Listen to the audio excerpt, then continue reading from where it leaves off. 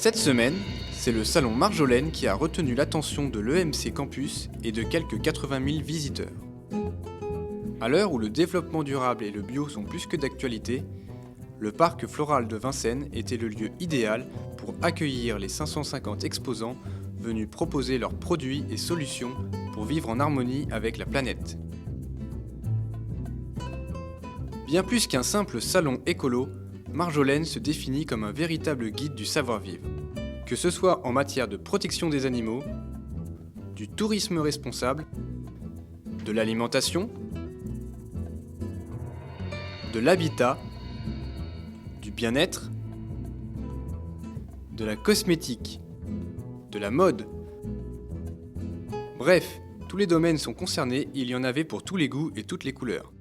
Je m'occupe de kimono depuis longtemps. Le kimono, c'est quelque chose de naturel, puisqu'en fait ce sont des soies travaillées d'une manière artistique. Nous travaillons un concept de 25 plantes que vous avez ici, qui va donc être traité à l'infinitésimal.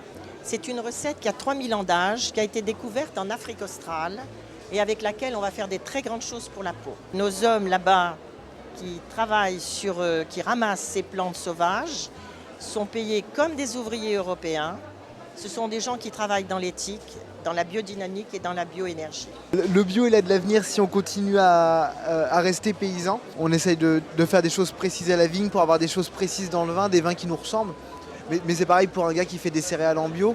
Il va faire de telle façon pour avoir telle farine et ensuite faire son pain. On revient à des cycles beaucoup plus à taille humaine.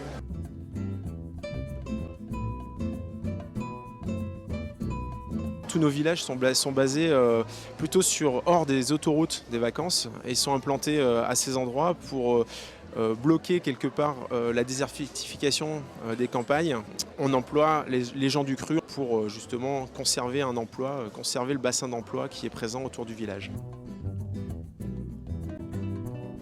Le tourisme équitable et solidaire existe déjà depuis un certain nombre d'années, mais il est vrai que c'est un secteur qui a plein d'avenir. Ecotour est un des membres fondateurs du réseau ATS, l'Association pour le tourisme équitable et solidaire.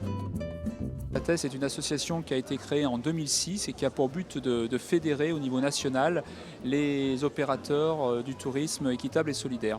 Alors qu'est-ce qu'un voyage équitable et solidaire ? Alors c'est un voyage qui met l'accent sur la rencontre et l'échange entre les voyageurs et les populations locales. C'est aussi un voyage dans lequel on s'engage sur une juste rémunération des partenaires avec lesquels on travaille. Et autre point important, c'est la notion de solidarité. Une partie du prix du voyage est consacrée au financement de projets de développement dans les régions visitées.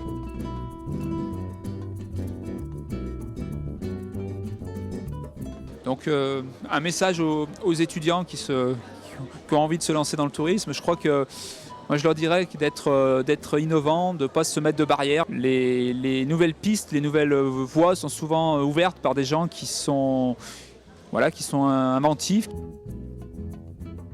Besoin d'un bol d'air frais ? Le salon Marjolaine est là pour redonner saveur à la planète et prouve que vivre de façon responsable et durable n'est pas si compliqué qu'on le pense.